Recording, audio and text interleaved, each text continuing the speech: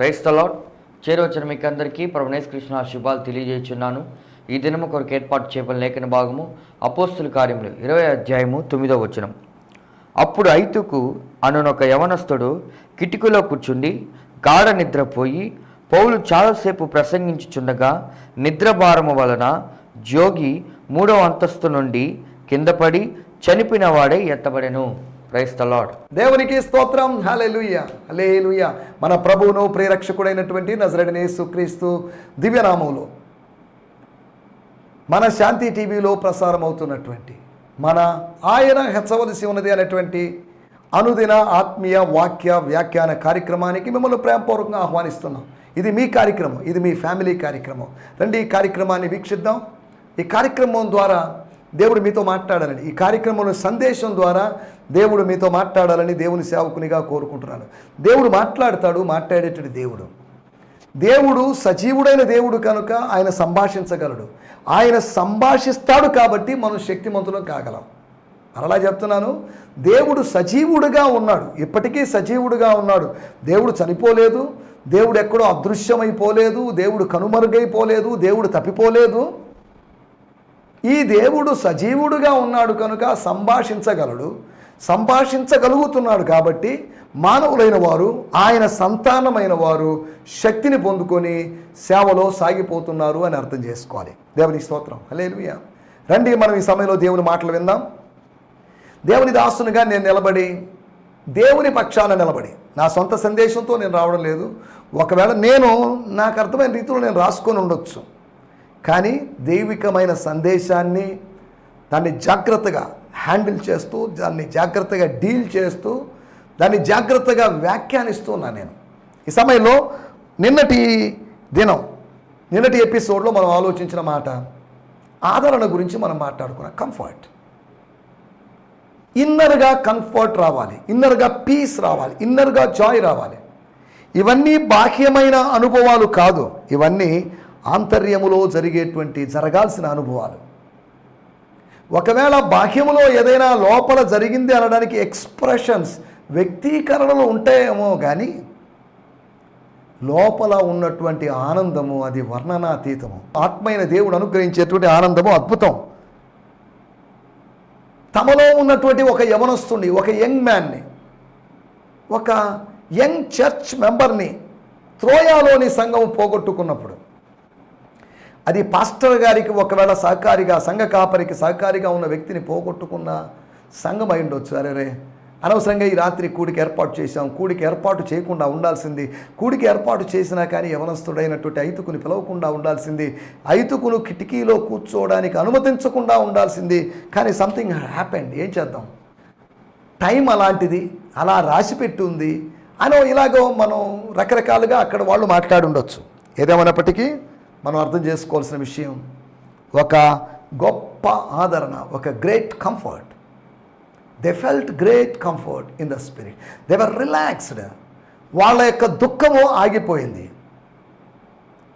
వాళ్ళకి దుఃఖం వచ్చింది, దుఃఖాతీతంగా వాళ్ళు ఉన్నారు, దేవుని వాక్యం వింటూ ఉన్నారు, దుఃఖం కలిగింది. దుఃఖము తర్వాత ఒక ఆదరణ కలిగినప్పుడు ఒక కొత్త దుఃఖం ఏర్పడింది, దైవికమైన దుఃఖం ఏర్పడింది. అనగా ఆనంద బాష్పాలు ఏర్పడ్డాయి.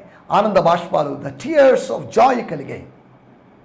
టీయర్స్ ఆఫ్ సారోకు బదులుగా టీయర్స్ ఆఫ్ జాయ్ కలిగాయి. ఈ ఉదయకాలంలో మీ జీవితంలో కూడా అటువంటి గొప్ప ఆదరణ మీరు అనుభవించాలి. ఆదరణ అనగానే కేవలం అది డెడ్ పీపుల్కు వర్తించేటువంటి, లేకపోతే ఎవరైనా చనిపోయినప్పుడు మాత్రమే వర్తించే పదం అనుకుంటుంటాం. అలా కాకుండా చనిపోయిన వ్యక్తికి ఆదరణతో పని లేదు. ఆదరణ ఉన్నా అనాదరణ ఉన్నా అది పెద్ద సమస్య ఏం కాదు. కానీ బతికున్న మనకు ఆదరణ అవసరం. నీ గొప్ప ఆదరణ, దేవుని యొక్క గొప్ప ఆదరణ భక్తుడికి కావాలి. 94వ కీర్తన 19వ వచనంలో మనం అదే చూసాం. తర్వాత యెషయా గ్రంథం 66వ అధ్యాయంలో మనం చూసాం, ఒకని తల్లి, ప్రతి వానికి ఒక తల్లి ఉంటుంది, తల్లి వాణ్ణి ఆదరించినట్లుగా దేవుడు ఆదరిస్తాడని, దేవుడు తానే తల్లిగా మారుతానని, తల్లి పాత్ర తాను తీసుకుంటానని, తల్లి లోటును తీరుస్తానని, తానే తల్లిగా ఉంటానని. చూడండి, దేవుని స్తోత్రం. నా తల్లియు నా తండ్రియు నన్ను విడిచినను అనగా, నా తల్లి తండ్రులు వయసు గతించి ఈ లోకాన్ని వదిలిపెట్టిపోయినప్పటికీ వయసుతో ప్రమేయం లేనటువంటి వీరుడైనటువంటి దేవుడు నా పక్షాన ఉంటాడు అనేటువంటి ఆశాభావాన్ని కీర్తనాకారుడు వ్యక్తం చేశాడు. ఒకరిని తల్లి ఆదరించినట్లుగా తల్లి ఆదరిస్తుంది, తండ్రి ఆదరిస్తారు, కుటుంబ సభ్యులు తల్లి లాంటి వాళ్ళు ఆదరిస్తారు. ఇశ్రాయేలుకి ఆదరణ కరువైన దినాల్లో ఆదరణ గురించిన గొప్ప వాగ్దానం ఇది. ఆదరించబడతారు, ఆదరించబడాలి. ఆదరణ కూడిక జరగాలని కాదు, కానీ ఒక తల్లి లాంటి ఆదరణ. చూడండి, తండ్రి స్థానంలో ఉన్నవాడు తల్లి స్థానాన్ని కూడా భర్తీ చేస్తూ, తల్లి పక్షిలాగా, తల్లి ఎలుగుబంటిలాగా, తల్లిలాగా. చూడండి, దేవుడు ఆదరణ కలిగించేవాడు, ఆదరించేవాడు, ఆదరణకర్త అని పిలువబడినవాడు. తన ప్రజలు ఎప్పుడు దుఃఖించినా కానీ వారి దుఃఖాన్ని, వారి ప్రతి బాష్ప బిందువును తుడిచివేసి ఆనందము ఆదరణ కలిగించే దేవుడు మన దేవుడని మనం జ్ఞాపకం చేసుకోవాలి. మూడవదిగా మనం ఆలోచించాం, పరిశుద్ధాత్మ ఆదరణ. సంఘము ఎర్లీ చర్చ్ అపోస్తల కార్యములు 9వ అధ్యాయంలో రాయబడిన మాట 31వ వచనంలో వారు పరిశుద్ధాత్మ ఆదరణ కలిగి నడుచుకుంటున్నారు. They were in the comfort of the Holy Spirit. దేవుడు ఆదరిస్తాడు, పరిశుద్ధాత్ముడు ఆదరిస్తాడు. యేసు తన ప్రజలను ఆదరించాడు. ఇదిగోండి, నేను వెళ్ళిపోతున్నాను, నేను మిమ్మల్ని అనాథలుగా విడవను, నేను మరలా వస్తాను, నేను పరిశుద్ధాత్మను వేరొక ఆదరణకర్తని, నాలాంటి ఆదరణకర్తని. నేను మిమ్మల్ని ఎంతగా ఆదరించానో, ఆదరణ చేశానో, ఆదరణ కలిగించానో అంతకన్నా అధికంగా ఆదరణ కలిగించేటువంటి మరొక వ్యక్తి. నేను వెలుపల నుంచి మీకు ఆదరణ కలిగి ఉండొచ్చు, కానీ ఆయన ఆంతర్యములో నివాసం చేస్తూ, అంతర్నివాసం చేస్తూ ఆయన మిమ్మల్ని ఆదరిస్తాడు అని చెప్పబడినట్టు మాటలు మనం అర్థం చేసుకోవాలి. దేవుని స్తోత్రం, హల్లెలూయా. మూడవ విషయము పరిశుద్ధాత్మ ఆదరణ. పరిశుద్ధాత్మ యందలి ఆనందము ఉంది దేవుని రాజ్యం. అలాగైతే పరిశుద్ధాత్మ యందలి ఆదరణ, పరిశుద్ధాత్మ ద్వారా ఆదరణ, పరిశుద్ధ లేఖనాలను బట్టి పరిశుద్ధాత్మ కలిగించేటువంటి ఆదరణ అని కూడా మనం అర్థం చేసుకోవాలి. పరలోకపు ఆదరణ. నాలుగవదిగా మనం ఆలోచించిన ప్రవచనాత్మకమైనటువంటి ఆదరణ, ద ప్రొఫెటికల్ కంఫర్ట్. కొరింథీ సంఘంతో చెప్తున్నాడు, ప్రవచన వరము అంటే ఏంటి? What is prophetical gift? అబద్ధ ప్రవక్తలు తమ ఉనికిని ఆరంభించినటువంటి, తమ పరిచర్యను ఆరంభించినటువంటి దినాల్లో ప్రవచనము వలన ఆదరణ కలుగుతుందని, ప్రవచనం వలన క్షేమాభివృద్ధి కలుగుతుందని, ప్రవచనం వలన హెచ్చరిక కలుగుతుందని, ప్రవచనం ద్వారా 3 కార్యాలు జరుగుతాయని. It's instruction are warning, comfort. అదే మనం మాట్లాడుకుంటున్న విషయం. అంతేకాకుండా ఎడిఫికేషన్, క్షేమాభివృద్ధి, ఆత్మీయ అభివృద్ధి, భక్తి సంజీవన అని చెప్పబడిన ఒక రివైవల్ ఉద్దేశించి చెప్పబడిన మాటది కన్నడ భాషలో. కాబట్టి వీటి గురించి మనం నిన్న ఆలోచించాం. చిన్న ప్రార్థన చేసుకున్నాం. చిన్న ప్రార్థన చేసుకుని కార్యక్రమంలో ముందుకు సాగుదాం. పరిశుద్ధమైన మా దేవా, మీకు వందనాలు చెల్లిస్తున్నాం, మీ నామాన్ని స్తుతిస్తున్నాం. ఈ దినము మీరు మాకు అనుగ్రహించిన మంచి దినమని భావిస్తున్నాం. మంచి దేవుడవైన నువ్వు మా పక్షాన ఉండగా మంచి చెడు అని మేము ఆలోచించడం లేదు. మేమంతా నీ వైపు చూస్తున్నాం. మీ వాక్యం మాకు కావాలి. We need your word Lord, we need your prophetic word. ఆదరించేటువంటి తండ్రిని, ఆదరించే ఆత్మీయుడా నీకు అభినందనలు తెలియజేస్తున్నాం. ఆదరించే ఆత్మీయుడా నిన్ను ఆరాధిస్తున్నాం. తండ్రి, మీకు వందనాలు చెల్లిస్తున్నాం. ఈ సమయంలో ఎవరైనా అనారోగ్యంతో, బలహీనతలతో ఉన్నట్లయితే వారిని మీరు ప్రత్యేకంగా దర్శించండి. తండ్రి, మీకు వందనాలు. ప్రార్థించమని కోరిన వారు అనేకులు ఉన్నారు. వారి కొరకు మేము ప్రత్యేకంగా ప్రార్థన చేస్తున్నాం. ఈ సమయంలో మీ దాసుడు నాయన జ్యోతినగర్ నుంచి, నెల్లూరు జ్యోతినగర్ నుంచి వచ్చేటువంటి మీ దాసులు చంద్రబాబు సార్ గారు, వారి కొరకు ప్రత్యేకంగా ప్రార్థన చేస్తున్నాం. వారు మైండ్ యాబ్సెంటెడ్గా ఉన్నారు. వారిని మీ చేతిలో సమర్పిస్తున్నాం. వారిని మీరు తాకండి. వారు పూర్వపు మెమరీ కలిగిన వారుగా, వారి శరీరములోని ప్రతి బలహీనతను యేసునామములో గద్దిస్తూ కొట్టివేస్తూ మీ దాసుని కుటుంబాన్ని మీ చేతిలో సమర్పిస్తూ, మీ దాసుని స్థానిక మందిరానికి, గిడియోన్ మిషన్ చర్చ్కి, నెల్లూరుకి మీరు నడిపిస్తున్న విధానం కొరకే మీకు వందనాలు. మీ దాసుడు తను పోగొట్టుకున్నట్టు మెమరీని తిరిగి సంపాదించుకోగలడు సాయం చేయమని అడుగుకుంటూ వారి కుటుంబాన్ని మీ చేతిలో సమర్పిస్తూ, ఇంకా కొంతమంది నాయన వీక్షకులు ఉన్నారు, వారందరిని బట్టి మీకు వందనం చేస్తున్నాం. వారందరినీ మీ చేతిలో సమర్పిస్తూ, శాంతి టీవీ బృందం అంతటి కొరకే మీకు వందనం చేస్తూ,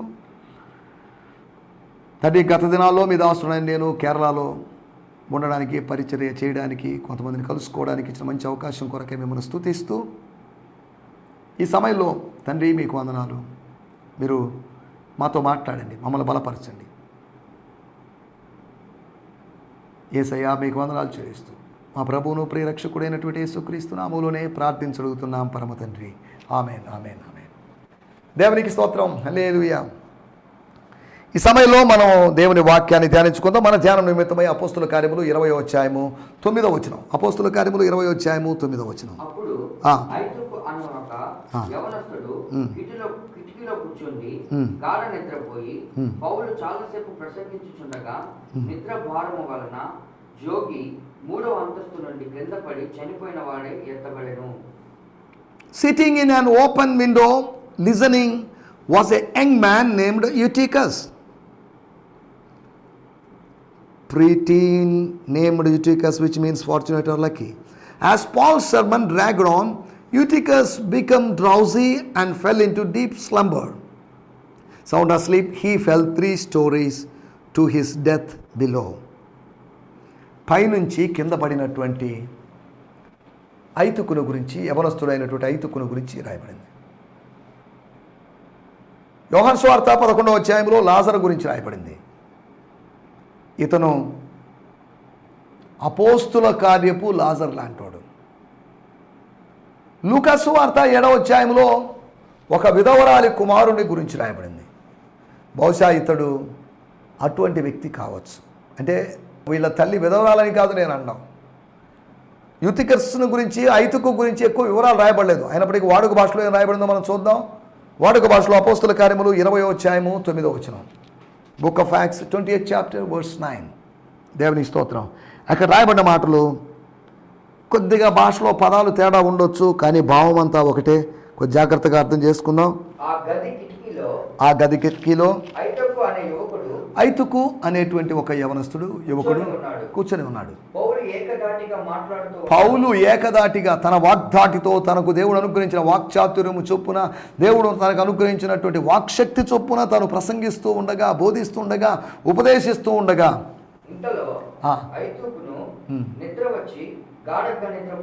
ఐతుకు నిద్ర వచ్చింది. నిద్ర రావడమే మామూలు నిద్ర కాదు, కోడి నిద్ర కాదు, ఇది గాఢ నిద్రలోకి వెళ్ళిపోయాడు.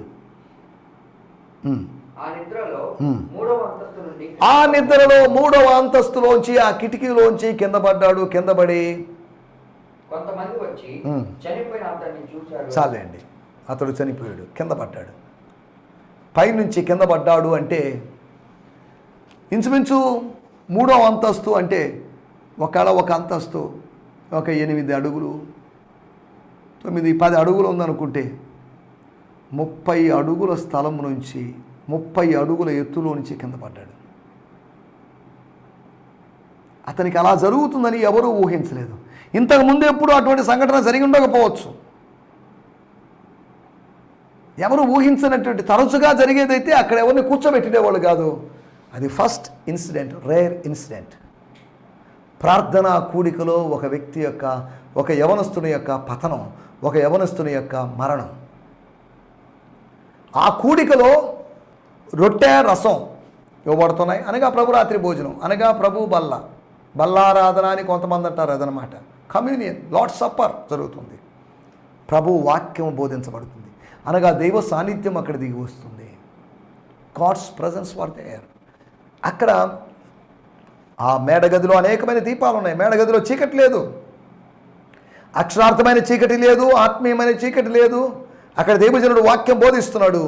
ఆయన అలా అనుకుంటున్నాడు, maybe this is my last message to the church. త్రోయలోని సంఘానికి ఉత్తరం రాయకపోయినప్పటికీ త్రోయలోని సంఘానికి ఆయన ఉపదేశం ఇస్తున్నాడు. దేవుని స్తోత్రం. ఒకవేళ ప్రజలందరూ ఐతుకును బ్రతికించిన తర్వాత ప్రజలందరూ ఆశ్చర్యపోతున్నప్పుడు, ఇది నా సొంత శక్తి చేత, సొంత బలం చేత నేను చేసింది కాదండి, ఇది దేవుని కార్యం. దేవుడు లేపాడు, దేవుడు బ్రతికించాడు అతన్ని. అతను త్వరగా చనిపోవడం దేవుని చిత్తం కాదు. అతడు దీర్ఘాయుషు కలిగిన వాడుగా ఉండడం దేవుని చిత్తం. ఒకవేళ అతను చనిపోయాడు బతికాడు అనేది ఒకవేళ ఎవరైనా చెప్పుకుంటున్నట్టయితే ఐతుకు కూడా అతనితో ఏకీభవించి ఎస్ నా గురించి అదే అందరూ సాక్ష్యం చెప్తున్నారు. పౌలు పాస్టర్ గారు ఆయన అదే అనగా ఇది జరిగినటువంటి 8 సంవత్సరాలకి పౌలు పాస్టర్ గారు ఈ లోకము నుంచి వెళ్ళిపోయారు, అనగా ప్రభు పిలుపుని అందుకున్నారు.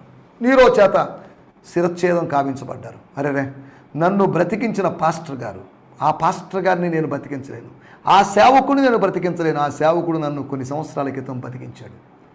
8 సంవత్సరాల క్రితం నన్ను బ్రతికించినటువంటి ఆ సేవకుడు ఇప్పుడు ఎవరి శక్తితోతే తనను బ్రతికించాడో ఆ దేవుని దగ్గరికి వెళ్ళిపోయాడు.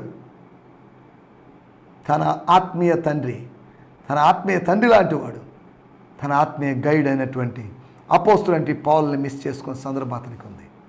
సరే, దేవునికి స్తోత్రం. వీటన్నిటిలోకి ఇమాజినేషన్స్లోకి మనం వెళ్ళలేదు, కానీ మనం ఇక్కడ ఆలోచిస్తున్న విషయాలు, మన టైటిల్ మరణానికి కారణాలు లేవా? ఉన్నాయి. మరణము, కారణము, ఈ రెండిట్లో కూడా ఒక రణం ఉంది. కారణాన్ని రాబట్టడం, మరణాన్ని జయించడం, లేదా మరణంతో పోరాడడం, ఇదొక రణం. మరణానికి కారణాలు ఏంటి? మరణానికి చాలా కారణాలు ఉండొచ్చు. ఓ న్యాచురల్ డెత్, లేకపోతే ఓ యాక్సిడెంట్ అనో, లేకపోతే ఇలాగ రకరకాలుగా చెప్పుకుంటూ ఉండొచ్చు. కానీ మనం అర్థం చేసుకోవాల్సిన విషయం ఏంటంటే, అపోస్తుల కార్యముల్లోని కొన్ని మరణాలు మనం స్టడీ చేసి ఆ మరణానికి ఉన్నటువంటి కారణాలు ఏంటో మనం తెలుసుకుందాం. What are the reasons for the death? ఇవే కారణాలు ప్రతి మరణానికి లేదా జరిగేటువంటి మరణాలకు ఉంటాయని కాదు దీని అర్థం. అపోస్తుల కార్యములు మనం గమనించినట్లయితే 1వ అధ్యాయము 18వ వచనంలో మనం గమనిస్తే,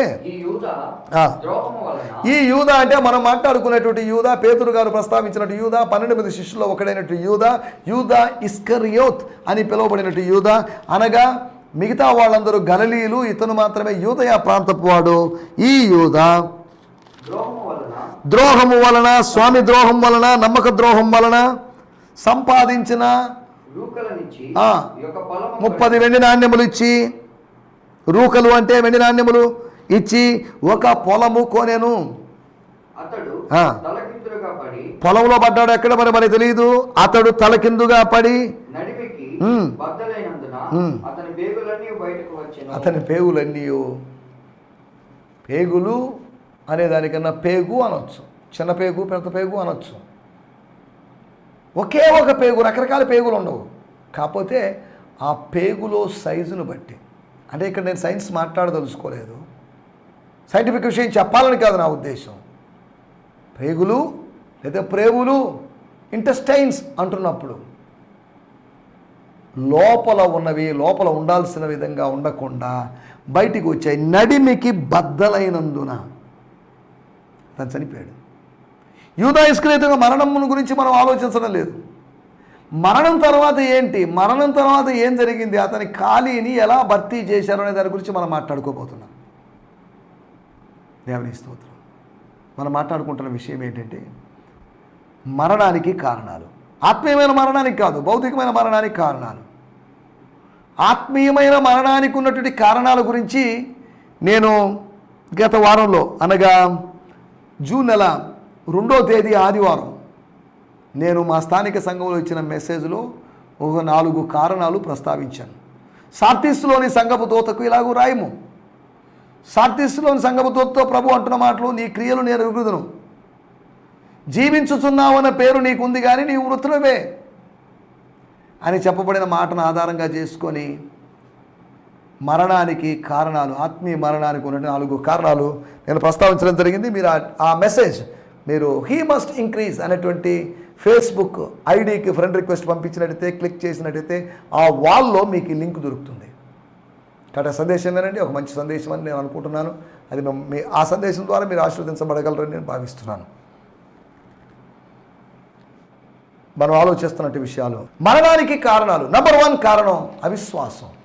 యేసును, విశ్వాసమునకు కర్త అయిన యేసును విశ్వసించకుండా యాజకత్వాన్ని, రాజకీయాన్ని నమ్ముకున్నటువంటి శిష్యుడైనటువంటి యూదా ఇస్కరియోతు. చూడండి ఎంత విచారకరం. రాజకీయాన్ని, మతాన్ని, అధికారాన్ని, ప్రభుత్వాన్ని నమ్ముకున్నటువంటి ఆ వ్యక్తి దేవుని స్తోత్రం. అతడు అవిశ్వసించాడు. అందుకనే కాస్త మనస్పర్ధ కలిగినట్లుగా, మానసిక విభేదం కలిగినట్లుగా అతను దగ్గరగా ఉన్నాడు కానీ దేవునికి దూరం అయిపోయాడు. దగ్గరగా ఉన్నాడు కానీ యేసుకు దూరం అయిపోయాడు. ఈ రోజుల్లో దగ్గరగా ఉంటున్న వాళ్ళు, అనబడుతున్న వాళ్ళు దూరంగా ఉంటున్నారు. దేవుని స్తోత్రం. హల్లెలూయా. సమయంలో మనం ఆలోచిస్తున్న మాట, మొట్టమొదటి మాట, మరణానికి కారణం అవిశ్వాసం. యేసును విశ్వసించకపోవడం వల్ల, ఆ అవిశ్వాస ఫలితంగా అన్యాయం చేయడం వల్ల, స్వామి ద్రోహం చేయడం వల్ల, అపరాధ భావం అధికం కావడం వల్ల అతడు ఉరిపోసుకొని చావాల్సి వచ్చింది, ఆత్మహత్య చేసుకోవాల్సి వచ్చింది. 30 వెండి నాణెముల ద్వారా ఆయన దాన్ని అనుభవించింది లేదు. ఆ ధనము అతనికి అక్కరకు రాలేదు. అని ఒక పొలం కొన్నాడు, కుమ్మరివారి పొలం అన్నారు, అది రక్తపు భూమి అని పిలువబడింది, అక్కల్దమా అని పిలువబడింది అనేట్టు మాటలు మనకు అందరికీ తెలుసు. మనం ఆలోచిస్తున్నట్టు విషయము ఒకటి, అవిశ్వాసాన్ని బట్టి మరణం జరిగిందని. రెండవ విషయము అపోస్తుల కార్యములు 5వ అధ్యాయము 5వ వచనము మరియు 10వ వచనం. ఈ మాటలు అనగా పేతురు పాస్టర్ గారి, దేవజనుడైనటువంటి అపోస్తులుడి పేతురు గారి మాటలు వినుచుండగానే పడి ప్రాణము విడవగా విన్న వాళ్ళందరికీ చాలా భయం కలిగింది, మిక్కిలి భయం కలిగింది. దేవుని స్తోత్రం. హల్లెలూయా. ఏం జరిగింది? 5వ అధ్యాయము 10వ వచనంలో కూడా మనం ఆలోచిస్తే, అననీయ గారి భార్య గారు అయినటువంటి సఫీరా గారు వెంటనే ఏమాత్రం ఆలస్యం చేయకుండా, గ్రాడ్యువల్లీ అని కాదు, ఇమీడియట్లీ జరిగిన విషయం చూడండి. దంపతులు ఇద్దరు ఒకే రోజు ఇంచుమించు 3-4 గంటల వ్యవధిలోనే తమ జీవితాలకు ఒక ముగింపు పలుకున్నారు. తమ జీవితానికి ఒక చరమగీతం పాడుకున్నటువంటి ఆత్మీయులు అనబడినటువంటి, ఆత్మీయులు కానటువంటి ఆ దంపతులు, అబద్ధం ఆడినటువంటి దంపతులు.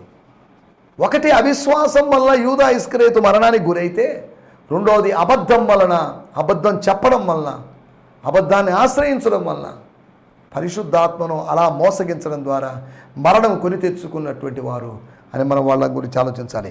మూడో విషయం నేను జ్ఞాపకం చేస్తాను. అపోస్తుల కార్యములు 9వ అధ్యాయము 37వ వచనం.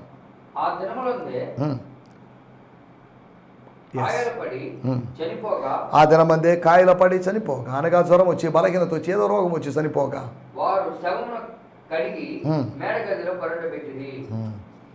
దేవుని స్తోత్రం, శవాన్ని కడిగి. శిష్యురాలు శవమైంది. శిష్యులు శవాలుగా మారేటువంటి అవకాశం ఉంది. శిష్యులు సజీవులుగా ఉన్నప్పుడు సవాలు విసిరేటువంటి వాళ్ళు శవాలుగా మారినప్పుడు సమాధిలో చేరడానికి సిద్ధంగా ఉంటారు. అక్కడ రాయబడిన మాటలు, దొర్కస్ అని చెప్పబడిన సిస్టర్, ఆ సహోదరి, ఆమెకు జరిగిన విషయం చూడండి. ఆమె చనిపోయింది. కానీ ఆమె చేసినట్టు వస్త్రాలని, ఆమె తయారు చేసిన సిద్ధపరిచిన వస్త్రాలని చూపించారు పరిశుద్ధులు. తర్వాత ప్రభు కార్యం జరిగింది. పేతురు ద్వారా ప్రభు కార్యం జరిగింది. పేతురు చేయలేదు ఆ కార్యము, ప్రభు చేశాడు. పేతురు కానీ, యోహాను కానీ, యాకోబు కానీ, పౌలు కానీ వీరెవరు కార్యాలు చేయలేరు. దేవుడు కార్యాలు చేయిస్తాడు. దేవుని స్తోత్రం. హల్లెలూయా. మనం ఆలోచిస్తున్నట్టు మాట, అద్భుతము జరగడానికి అక్కడ మరణం జరిగింది.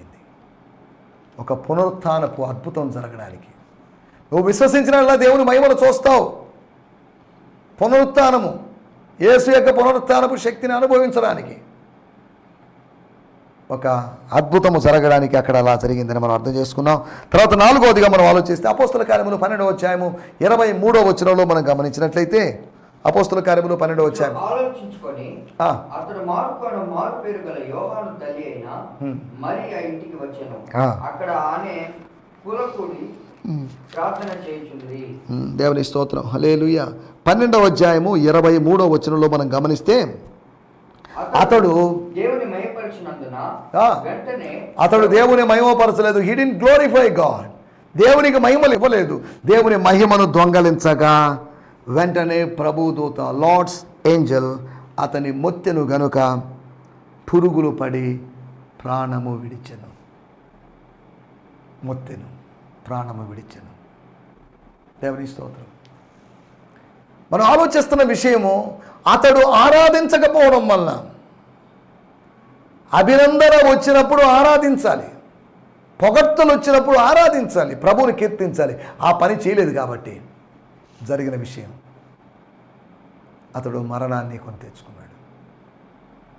ఎక్కడో నేను చదివాను, 5 రోజుల వరకు అలాగే ఉండి పురుగులు పడిన అనుభవంలో ఉండి తను చనిపోయినట్టుగా, రాజవైద్యము విఫలమైపోయినట్టుగా దాన్ని బట్టి అర్థం చేసుకోవచ్చు. 5వ విషయం నేను మీకు జ్ఞాపకం చేసి ముగిస్తాను. 20వ అధ్యాయము 9వ వచనం మూలవాక్యం కనుక చదవాల్సిన అవసరం లేదు, అక్కడ రాయబడిన మాటలు. స్తోత్రం. ఏం జరిగింది అక్కడ? 20వ అధ్యాయము 9వ వచనంలో అని ఆలోచిస్తే, అతని అజాగ్రత్త వలన అతడు మరణాన్ని కొని తెచ్చుకున్నాడు. అనగా మరణానికి కొన్ని కారణాలు. 1 అవిశ్వాసము, 2వది అబద్ధం, 3వది అద్భుతము జరగాలి అనే దైవికమైన ఉద్దేశము, 4వది ఆరాధించకపోవడం, 5వది మనం ఆలోచిస్తే అజాగ్రత్తను బట్టి. మరణం ఏ రూపమైనా రావచ్చు. నాకును మరణమునకు 1 అడుగు మాత్రం దూరం ఉందని దావీదు భక్తుడు అన్నాడు. మరణము మన కిటికీలు ఎక్కుతున్నదని ఇర్మియా భక్తుడు అన్నాడు. మరణ దూత మనల్ని వెంటాడుతూ ఉన్నాడు. మనల్ని ఈ లోకములో లేకుండా చేయాలని వాడు ప్రయత్నం చేస్తుండగా లోకములో నిలబెట్టి మనల్ని బలపరుస్తున్న ప్రభువు మనకున్నాడు. దేవుని స్తోత్రం. కాబట్టి ఆ మాటలు ఇక్కడ నేను ముగించేస్తున్నాను. మరణానికి కారణం ఏదైనప్పటికీ మరణానికి గురి కాకుండా మరణాన్ని జయిస్తూ, మరణం తర్వాత జీవితం కొరకు సిద్ధపడుతూ ముందుకు సాగడానికి ప్రభు మనకందరికీ సహాయం చేయనుగాక. ఆమేన్, ఆమేన్. హల్లెలూయా, హల్లెలూయా. మీ అందరికీ వందనాలు. ఈ సందేశము మీకు ఆశీర్వాదకరంగా ఉందని నమ్ముచున్నాము. ప్రార్థన అవసరతల కొరకు మమ్మల్ని సంప్రదించవలసిన మా చిరునామా గిద్యోన్ మిషన్ చర్చ్, 6వ వీధి, శాంతినగర్, నెల్లూరు 4, ఆంధ్రప్రదేశ్. పిన్ 524004. మా ఫోన్ నంబర్లు 7036443613, మరి ఒక నంబర్ 9392293010. మా ఈమెయిల్ ఐడి gfihmi2015@gmail.com. దేవుడు మిమ్మును ఆశీర్వదించునుగాక. ఆమేన్.